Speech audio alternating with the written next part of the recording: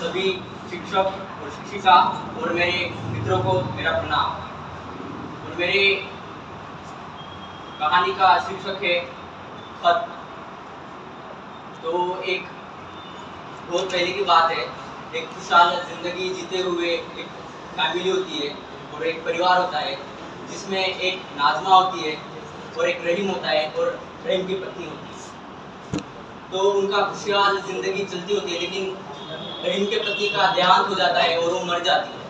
और उसके कारण जो रहीम है वो अपनी बेटी का छोटे उसका नहाना, उसका पालन पोषण करना वो रहीम ही करता है। और वो बहुत मेहनती होता है और वो गरीब होने के कारण हर रोज वो काम पे जाता है।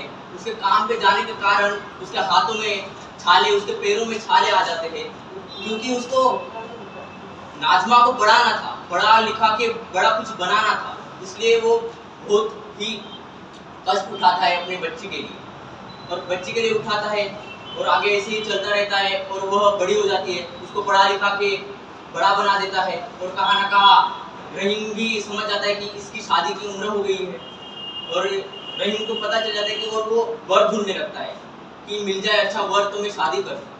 और नाज़मा बहुत ही अच्छी मतलब चंचल होती है, और उसे पता नहीं होता कि पिताजी ने मेरे लिए कितने कितने कष्ट उठाए, उनके हाथों में छाले आए। उसने कभी अपने पिताजी के हाथों में छाले नहीं देखे थे, उनके पैरों को कभी देखा नहीं था नाज़मा ने। लेकिन वो रहीम तो रहीम था, अपनी बेटी के लिए कुछ भी गुजरने के लिए तैयार था। और वो अपनी नाज़मा के लिए एक वर ढूंढता है जो विदेशों में रहता है और विदेशों में आना जाना रहता है, और उसे ढूंढता है और उसके साथ नाज़मा की मंगनी तय कर देता है, और साथ ही साथ उसको शादी बनाने की चाहत रखता है। और साथ ही साथ वह एक दिन आता है और उसकी शादी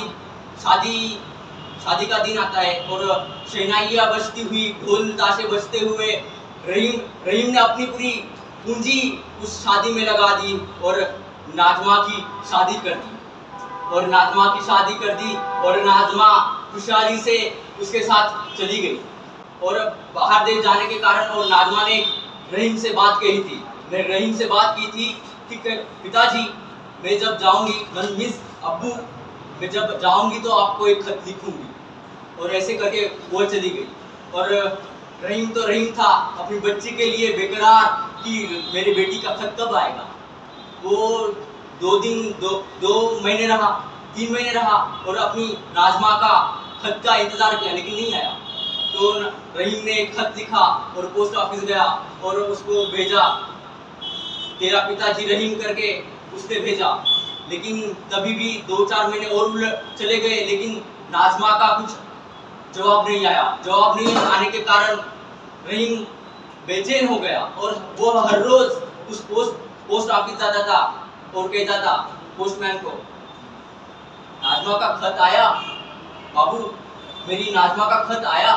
और वो पोस्टमैन कहते थे, नहीं रहीम जी, आपके बेटी का खत नहीं आया। और वह सिलसिला जारी रहा, और जो रहीम है हर दिन प्रतिदिन वहां पे पोस्ट ऑफिस जाता था और कहता था, मेरी बेटी का खत आया पोस्टमैन बाबू। और वो वही कहता था कि रहीम जी नहीं आया आपका बेटी का कोई खत। और उसके कारण वो प्रतिदिन जाने के कारण वहां पे इतनी बातें होती थी रहीम से कि कैसे क्या तुमने पढ़ाया अपनी बेटी को, कैसे क्या बड़ा किया। तो बताता था रहीम, मैंने मेरी सारी जिंदगी की पूंजी मेरी बेटी की शादी में लगा दी, अभी मेरे हाथ में कुछ नहीं है। तो वो एक छोटे से झोपड़े में रहता था, और नाज़मा तो ठहरी वो उसके अच्छे पति के साथ अपनी खुशहाल जिंदगी व्यतीत करती थी, अपने पिताजी को भूल गई थी, और वो कभी अपने पिताजी को खत लिखती ही नहीं थी। और यहाँ पे रहीम हर प्रतिदिन पोस्टमैन ऑफिस जाता था और कहता था, पोस्टमैन बाबू मेरी नाज़मा का खत आया नहीं आया। वो कहते थे पोस्टमैन बाबू नहीं आया रहीम जी। और इसके कारण वो प्रतिदिन होता था। लेकिन एक समय 2-3 साल गुजर गए और उसका नाज़मा का कुछ खत नहीं आया, और रहीम बूढ़ा हो गया और उसका अच्छा बोलने का तरीका नहीं था। जब वो जा रहा था, जब वो पोस्टमैन ऑफिस जा रहा था, तो वो कहने लगा, पोस्टमैन बाबू मेरी नाजमा का खत आया और वो फिर से कहता था, पोस्टमैन बाबू, नहीं, आपकी बेटी का खत नहीं आया रहीम जी। और ऐसी ही ये कहानी चलती गई। लेकिन एक दिन आया जब रहीम पोस्ट ऑफिस जाता ही नहीं था, और नहीं जाता था, उसके कारण जो पोस्टमैन है वो बेचैन हो गया। जो रहीम था वो हर रोज प्रतिदिन आता था। मेरी बॉन्डिंग ऐसी हो गई थी जैसे कि मेरा कोई रिश्तेदार हो, उसके बिना वो चाय फीकी लगती थी उसे। और वह ऐसे ही चलता रहा। 3-4 दिन गुजर गए और एक दिन नाजमा का खत आता है उसके हाथ में, इसके पोस्टमैन के हाथ में आता है। और वह जब देखता है नाजमा, तभी वो खिलखिलाने लगता है कि नाजमा का खत आ गया, रहीम जी, नाजमा का खत आ गया। लेकिन वहां पे रहीम नहीं होता, और रहीम न होने के कारण वह साइकिल उठाते ही वो निकल पड़ता है रहीम के घर। रहीम के घर निकल पड़ता है और रास्ते में सोचता होगा वो खुश हो जाएगा जब उसके हाथ में ये खत दूंगा। लेकिन जब घर में जाता है तो वो देखता है कि ताला लगा हुआ है, उसके घर में कोई है ही नहीं, उस झोपड़ी में कोई है ही नहीं। जब मैं वो बाहर जाके बाजू वालों को पूछता है तो वो बताते हैं, नहीं, रहीम तो गुजर गया, रहीम तो गुजर गया।